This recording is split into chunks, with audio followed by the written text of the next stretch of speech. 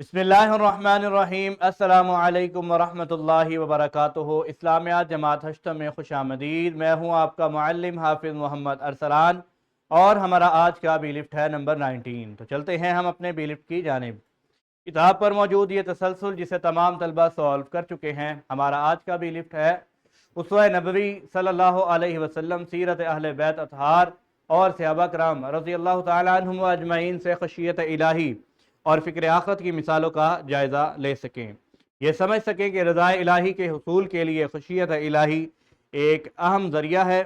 خشیت الہی اور فکر آخرت کے ایمانی اور روحانی اثرات کا جائزہ لے سکیں، برے عقائد، اعمال اور اخلاق رذیلہ سے اجتناب کرتے ہوئے اپنی روزمرہ زندگی کے اعمال سر انجام دے سکیں۔ گویا کہ ان ایسلوں کی روشنی میں آج کے اس لیکچر میں ہم سیرت نبوی، سیرت صحابہ اور سیرت اہل بیت رضی اللہ تعالیٰ عنہ سے کچھ مثالوں کے بارے میں پڑھیں گے کہ جن میں ہمیں خشیت الہی کا نمایاں پہلو نظر آئے گا، اور پھر ہم خشیت الہی کے مختلف جو اثرات ہیں ان کے بارے میں بھی پڑھیں گے۔ خشیت الہی، دلوں کا نور اور رضا الہی کا سفر۔ پیارے بچوں، خوف خدا کیا ہے، یعنی کہ خشیت الہی کیا ہے؟ گزشتہ لیکچر میں بھی ہم یہ پڑھ چکے ہیں کہ خشیت الہی سے مراد وہ کیفیت ہے کہ جس سے انسان کے دل میں کوئی نہ کوئی خوف یا ڈر جو ہے وہ پیدا ہوتا ہے، یعنی کہ کسی بھی کام کو کرنے سے پہلے انسان کے دل میں جو ڈر اور خوف پیدا ہوتا ہے اس کو خشیت الہی کہا جاتا ہے۔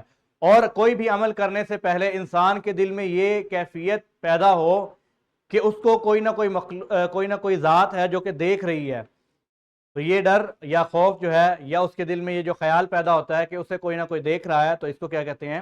خشیت الہی۔ یعنی کہ انسان کا ہر عمل جو ہے اس کے اوپر اللہ تعالیٰ کی نگاہ ہے، یعنی اللہ تعالیٰ اسے دیکھ رہا ہے۔ اسوہ رسول صلی اللہ علیہ وسلم سے خشیت الہی کے بارے میں بیان کیا گیا ہے کہ نبی کریم صلی اللہ علیہ وسلم کے بارے میں ایک حدیث ہے کہ جب بھی نماز کا وقت قریب آتا تو آپ علیہ السلام کی یہ کیفیت ہوتی کہ آپ دنیا داری کو بھول جاتے، بالکل لوگوں سے قطع تعلقی اور دنیا سے بے نیاز ہو جاتے، گویا کہ ایسا ہوتا ہے کہ آپ دنیا میں موجود ہی نہیں ہیں۔ اسی طرح دل کی گہرائیوں سے اٹھنے والی یعنی آپ علیہ السلام جب تلاوت کرتے تھے تو تلاوت کرتے ہوئے آپ علیہ السلام کے سینے سے ایک آواز محسوس کی جاتی تھی، گویا کہ وہ آواز ایسی ہو جیسے ہنڈیا ابلنے کی آواز ہوتی ہے۔ یعنی کہ آپ علیہ السلام جب بھی تلاوت فرمایا کرتے تھے تو آپ علیہ السلام کے دل سے خشیت الہی کی وجہ سے ایک آواز پیدا ہوتی تھی۔ صحابہ کرام اور خوف الہی کے پیکر، یعنی کہ صحابہ کرام کی زندگی سے ہم خشیت الہی کی مثالوں کے بارے میں جانیں گے۔ سیدنا عبداللہ بن عباس رضی اللہ تعالیٰ عنہ کے بارے میں آتا ہے کہ خشیت الہی یعنی خوف خدا سے اس قدر وہ روتے کہ چہرے پر آنسوں کی وجہ سے دو نالیاں سی بن جاتی تھیں۔ سیدنا عبداللہ بن عمر رضی اللہ تعالیٰ عنہ سورہ مطففین کی آیات پر پہنچتے اور اس قدر روئے کہ اگلی آیت کی تلاوت ہی نہ کر سکے۔ اور اسی طرح سیدنا ابوبکر صدیق کی اگر بات کی جائے تو ایک چڑیا کو دیکھ کر فرمایا کہ وہ کتنی ہی خوش نصیب ہے کہ بغیر حساب و کتاب کے اپنی منزل تک پہنچ جائے گی، ہائے کاش کہ میں بھی تیری طرح ہی ہوتا۔ یعنی کہ یہ صحابہ کرام کی زندگی ہے جس میں انہوں نے اپنے اعمال میں یا اپنی زندگی گزارتے ہوئے خشیت الہی کے متعلق جو ہے وہ بیان کی ہے۔ سیرت اہل بیت سے اگر بات کی جائے تو سیدنا امام زین العابدین سے کسی نے سوال پوچھا کہ آپ جب بھی نماز پڑھنے کے لیے جاتے ہیں اور وضو کرتے ہیں تو وضو کرتے ہوئے یا وضو کرنے کے بعد آپ کے چہرے کا رنگ جو ہے وہ متغیر ہو جاتا ہے، بدل جاتا ہے، تو ایسا کیوں ہے؟ تو سیدنا امام زین العابدین جن کو سید الساجدین بھی کہا جاتا ہے وہ فرماتے ہیں کہ کیا تمہیں معلوم نہیں کہ میں کس شخصیت کے سامنے کھڑا ہونے کے لیے جا رہا ہوں؟ تو یہ سیدنا امام زین العابدین کا خشیت الہی تھا کہ پوچھنے پر کیا فرماتے کہ تمہیں معلوم نہیں کہ میں کس کے سامنے کھڑے ہونے کا ارادہ رکھتا ہوں۔ خشیت الہی ایک ڈھال ہے جو کہ بہت سی بیماریوں سے انسان کا بچاؤ کرتی ہے، جن میں حسد، بخل، غیبت اور کینہ، یعنی بہت ساری ایسی برائیاں ہیں جو کہ خشیت الہی کی وجہ سے انسان کو ان برائیوں سے محفوظ رکھتی ہیں۔ خشیت الہی کے اثرات۔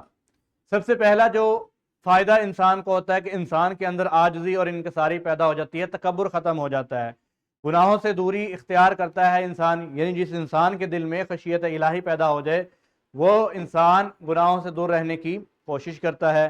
خالص عبادت، یعنی کہ انسان کے دل میں اگر خشیت الہی پیدا ہو جائے تو انسان کے دل سے ریاکاری جو ہے وہ دور کر لی جاتی ہے اور وہ خالص اللہ تعالیٰ کے لیے عبادت کرتا ہے. ہم خشیت الہی کیسے حاصل کر سکتے ہیں؟ ہم نیک اعمال کثرت سے کر کے، اسی طرح حقوق اللہ اور حقوق العباد کی ادائیگی، اور اپنے آپ کو گناہوں سے بچا کر، اور سیرت کا مطالعہ، یعنی کہ نبی صلی اللہ علیہ وسلم کی سیرت، سیرت اہل بیت اور سیرت صحابہ کا مطالعہ کرنے سے ہم خشیت الہی کا عملی پیکر بن سکتے ہیں. کتاب پر موجود یہ مرکزیت جسے تمام طلبہ کمرہ جماعت میں اس کو پڑھیں گے. اسی طرح کتاب تمرین و جائزہ پر اس سبق سے متعلقہ آپ کو تدریسی جانچ نظر آئے گی جسے تمام طلبہ سولو کریں گے کمرہ جماعت میں.